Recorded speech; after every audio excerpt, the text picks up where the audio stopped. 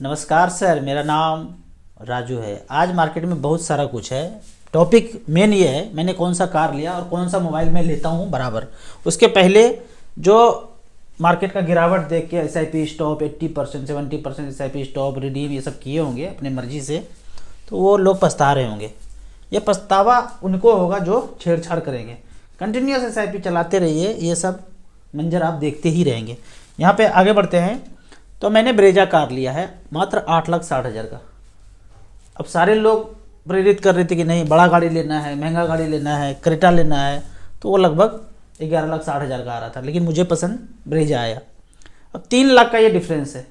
ये तो मैं मिडिल का बात कर रहा हूँ, टॉप मॉडल में जाएंगे तो 6-7 लाख का अंतर था। मेरे लिए कार क्या है ना, यहाँ से यहाँ जाना और यहाँ से यहाँ आना, दिखावा नहीं करना है कि फैमिली मेम्बर्स के पास ब्रेजा है तो ब्रेजा से हम ऊपर लेंगे, पड़ोसी वाले के पास ब्रेजा है तो हम उससे ऊपर लेंगे। ये मेरे को कभी समझ ही नहीं आया।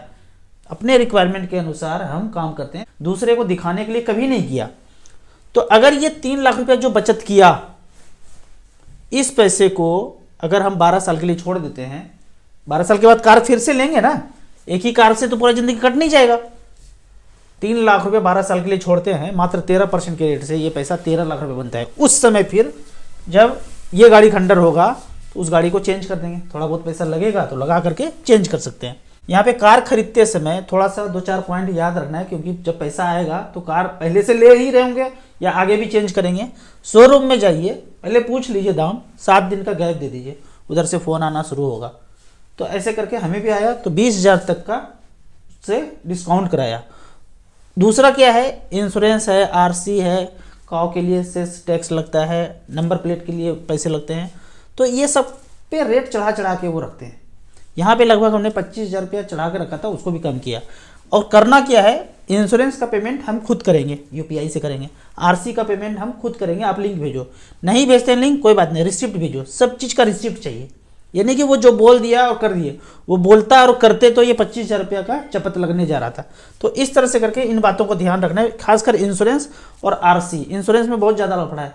50,000 का इंश्योरेंस बता रहे हैं, जबकि 25-26,000 में इंश्योरेंस हो सकता है 3 साल के लिए। तो ये चालबाजी को थोड़ा सा समझना है कार खरीदते समय। मोबाइल कौन सा लेते हैं, मैं मोबाइल नॉर्मली अब 2-3 साल से आईफोन ले रहा हूँ, पहले तो एंड्रॉयड चलता था। आईफोन में भी वो 1 से 2 साल पुराना मॉडल, 1-2 नीचे वाला।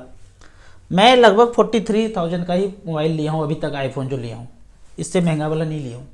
1-2 मॉडल पीछे का लेता हूँ, XR से शुरू किया था, 11, 12, 13 तक 43 का आ जाता है। लॉन्च के समय वो 85-90 होता होगा, लेकिन मैं इतने तक का ही लिया हूँ। अब कोई भी मॉडल ले लो चलेगा, उसमें व्हाट्सएप और यूट्यूब ही। फिर वही यहाँ पे भी कहानी दिखाने वाला बीमारी हमने कभी पाला ही नहीं। यहाँ पे पार्ट 2 में रिटायरमेंट प्लानिंग का कुछ बात करते हैं। मान लेते हैं कि 10,000 रुपये पर मंथ करते हैं, कोई 10 साल, 15 साल, 20 साल, अपनी मर्जी से जितना टाइम है उतने तक कर सकते हैं। कोई 10 साल के बाद रिटायर हो रहे हैं, 15 साल, कोई 18 साल, उस हिसाब से अलग अलग ड्यूरेशन हो सकता है। जब तक हम पैसा जमा कर रहे हैं एसआईपी 10,000 रुपया, 13% मान के चलते हैं रिटर्न मिल रहा है। बाद में ये पैसा एक्यूमुलेट हो गया, उसके बाद एचडब्ल्यूपी पेंशन शुरू करते हैं, तो बाद के ड्यूरेशन में मान लेते हैं 11% का रिटर्न मुझे मिल रहे हैं। अगर 10 साल से कम समय है तो मल्टी कैप में करिए।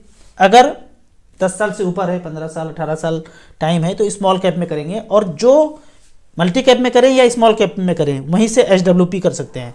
एसआईपी यहाँ पे देखते हैं, यहाँ पे एक चार्ट है एसआईपी एचडब्ल्यूपी का, कि 10,000 रुपये पर मंथ किया, जब तक एसआईपी किया 13% का रिटर्न मिला, और बाद में एक्यूमुलेट होने के बाद जब एचडब्ल्यूपी किए तो 11% का रिटर्न मिला।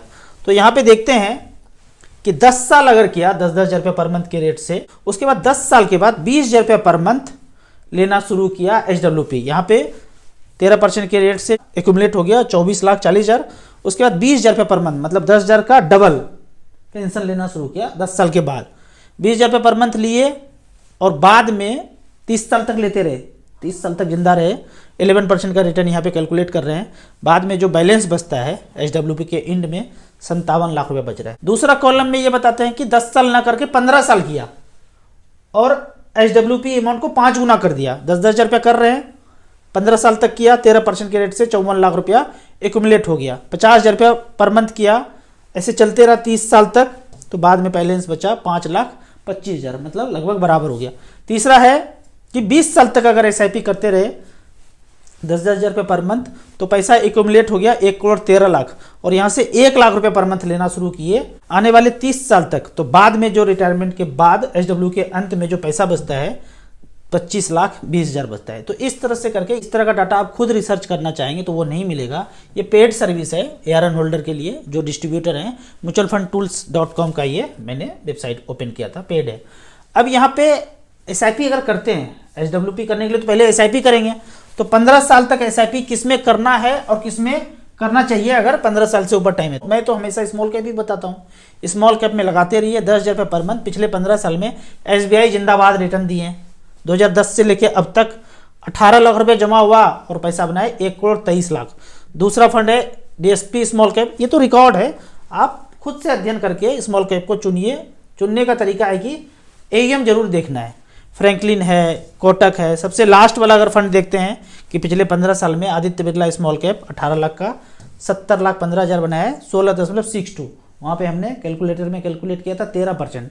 तो लंबे समय में जितना आप कैलकुलेट करते हैं उससे थोड़ा ज़्यादा ही मिलेगा, नहीं भी मिलेगा, जो कैलकुलेट किए हैं उतना भी मिले तो काफ़ी है। अब कुछ कमेंट्स का बात कर लेते हैं। कमेंट्स के पहले भूतकाल को याद करना है, जब 12 साल से ऊपर के सारे को 1 2 3 लग गया। अब वो चालबाजी उस समय 12 साल के नीचे वाले बच्चों को करने पाए, तो अब वो ब्रांड चेंज करके आए हैं कि कैंसर का पनीर टीका खिलाएंगे 12 साल से नीचे। 12 साल से नीचे नहीं, अब 4 साल बीत चुका है, तो 16-17 साल बच्चे का एज हो गया, तो 16-17 वाले के लिए पनीर टीका लाया जा रहा है और रसिया से बन के आया है। तो स्कूल में सिरे से खारिज कर देना है, बकवासबाजी ना करो, कुछ भी नहीं चलेगा भाई। देख लिया भूतकाल में तुम लोग का नौटंकी। क्वेश्चन पूछना है, क्वेश्चन 1 क्वेश्चन 2। पहला क्वेश्चन चलो हम ले लेते हैं, ये नहीं होगा इसका कौन गारंटी देगा, और हो गया तो कहां पे फ्री इलाज होगा वो बता दो, साइन करके दे दो, वहां पे चले जाएंगे। दूसरा, हमें डाउट है कि ये वाला ले लिया अगर, तो बच्चे को बच्चे नहीं होंगे। अगर बच्चे नहीं होंगे तो कहां जाना है बच्चे को जन्म देने के लिए, वो प्रोसेस में जितना भी खर्च होगा उसका कौन जिम्मेदारी लेंगे, लिखित में चाहिए। 2 क्वेश्चन जरूर पूछिए जहां पे भी ये बकवास शुरू हुआ है। स्कूल में सीधा सीधा जाके पहले ही बोल देना है, इंतजार नहीं करना है कि आपके पास आएंगे, अचानक से ऐसा हो सकता है। राजू भैया, अगर किसी का म्यूचुअल फंड 6 करोड़ रुपया पोर्टफोलियो हो गया, HWP पर कोई जी रहा हो, तो कंसोलिडेशन के फेज में सिस्टमेटिक विड्रॉवल की राशि कम कर देना चाहिए। एक तो यदि आप 1 करोड़ में 60,000 70,000 ले रहे हैं तो कुछ भी करने की जरूरत नहीं है, उससे ज्यादा ले रहे हैं तो फिर कुछ करना पड़ेगा। दूसरा ये है कि आपका पैसा अगर बढ़ जाए, कभी मार्केट 20% रिटर्न दिया, 15% रिटर्न दिया, तो जितना बढ़ा हुआ पैसा वो सब निकाल लो, या फिर साल में एक बार करो ऐसा कि 1 करोड़ रुपया लगाया है और वो बढ़ करके 1 करोड़ 15 लाख हो गया, तो 15 लाख रुपया सारा निकाल करके 1 साल चलाइए, फिर अगले साल देख लीजिए कितना है। 1 करोड़ रुपया हमेशा यहाँ रखिए। देखिए यहाँ पे यदि 1 करोड़ में से 60-70 हज़ार रुपये पर मंथ लेते हैं तो फिर आपको कुछ करने की जरूरत नहीं, चलते रहेगा। उससे ज़्यादा लेते हैं तो दिमाग लगाना पड़ेगा, क्या मार्केट गिरे तो बंद कर देना चाहिए। यदि आपके पास जीवन यापन करने का और कोई साधन है तो बंद कर दीजिए, जीवन यापन करने का कोई साधन नहीं है तो चलने दीजिए, तो कुछ भी करने का जरूरत नहीं। म्यूचुअल फंड इसीलिए साधारण इन्वेस्टर के लिए कि आपको ज्यादा खोपड़ी खपत करने का जरूरत नहीं है यहाँ पे। अगला क्वेश्चन है, अगर 1 करोड़ रुपया कंप्लीट हो गया और बाद में कोई घटिया फंड मैनेजर आ गया तो सारा खत्म हो जाएगा। सारा खत्म होने के लिए जो पोर्टफोलियो में जितना स्टॉक है सबको 0-0 होना पड़ेगा ना, तो कभी होता नहीं है, ऊपर नीचे होएगा।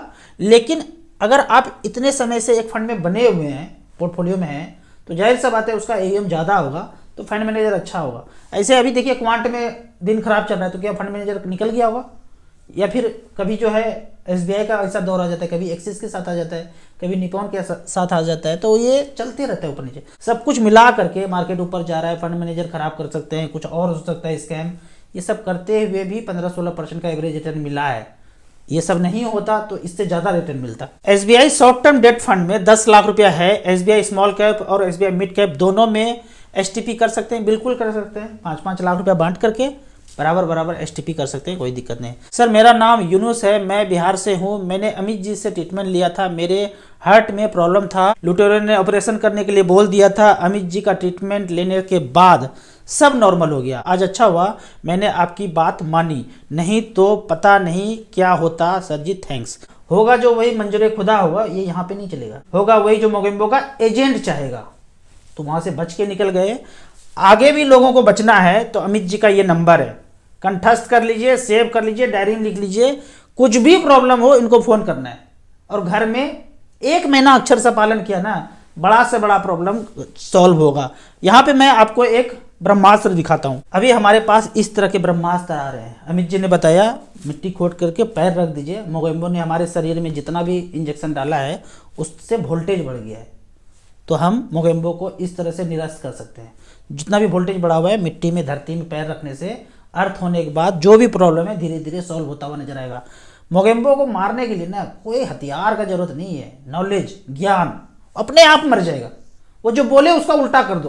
बोला फल खाने से शुगर बढ़ता है, अब फल खा लो, लगातार 1 महीना फल खाते रहो, शुगर नॉर्मल हो जाएगा। जो बोले उसका उल्टा कर लो, अपने आप मर जाएगा मोगेम्बो। तो ऐसे बच्चे हम लोगों के लिए मोगेम्बो के अगेंस्ट ब्रह्मास्त्र साबित होगा आने वाले फ्यूचर में। अगला क्वेश्चन है क्वांट फ्लेक्सी कैप कैसा है 10 साल के लिए।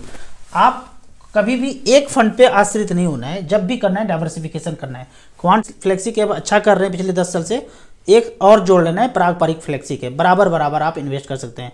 पिछले 10 साल में अगर देखा जाए 10 लाख रुपए इन्वेस्ट किया तो इस फंड ने 53,96,000 बनाया है। दूसरा फंड पारंपरिक फ्लेक्सी कैप ने 10 लाख का 50 लाख बनाया है। तो आप इस दोनों फ्लेक्सी कैप में डाइवर्सिफाइड करके लगा सकते हैं। अगले क्वेश्चन देखते हैं, बेस्ट इंडेक्स फंड कौन सा है लॉन्ग टर्म के लिए 20 साल के लिए। मुझे तो भाई SBI 250 और मोतीलाल माइक्रो कैप 250 लगता है। बाकी आप खुद अध्ययन कीजिए। जो मैं कभी बताता हूँ ना उसमें 100, 200, 500 ही करना है, उसके बाद समझ में आ जाए फिर ज़्यादा करना है। एकदम ब्लाइंडली फेथ नहीं करना है, खुद समझ करके थोड़ा थोड़ा पैसा बढ़ाते रहना है। सर हम सब लोग SIP के लिए बोलते हैं, पर कुछ लोग SIP ऐसा क्यों बोलते हैं कि SIP नॉट सेफ, सिक्योर नहीं है, स्कैम हो जाएगा, ऐसा करके फ्रॉड हो जाएगा, ऐसा बोलते हैं। भाई जब आप थोड़ा अंदर गहराई में घुसोगे, अगर इस चैनल पे जा करके ये दोनों वीडियो देखोगे तो पता ये चलेगा कि कुछ भी सेफ नहीं है, कहीं भी फ्रॉड हो सकता है। पर उन सभी में से म्यूचुअल फंड का स्थान काफी ऊपर है। वहां अगर होगा तो समझो कि पूरा दुनिया ही खत्म हो जाएगा, पूरा कंट्रोल मोगेम्बो के हाथ में होगा, उसके बाद सब कुछ निरस्त हो जाएगा। तो सब मिला करके म्यूचुअल फंड का स्थान काफी ऊपर है। आपने कहा इस साल घर के लिए विड्रावल किया तो क्या बड़ा अमाउंट होने पर प्रेम पत्र नोटिस नहीं है? भाई नहीं आता ये सब नोटिस। आप अपने मेहनत का पैसा 15 साल 14 साल करके इन्वेस्ट किए, उसके बाद विड्रॉल कर रहे हैं तो उनको पता है कि कहाँ से निकाल रहे हैं।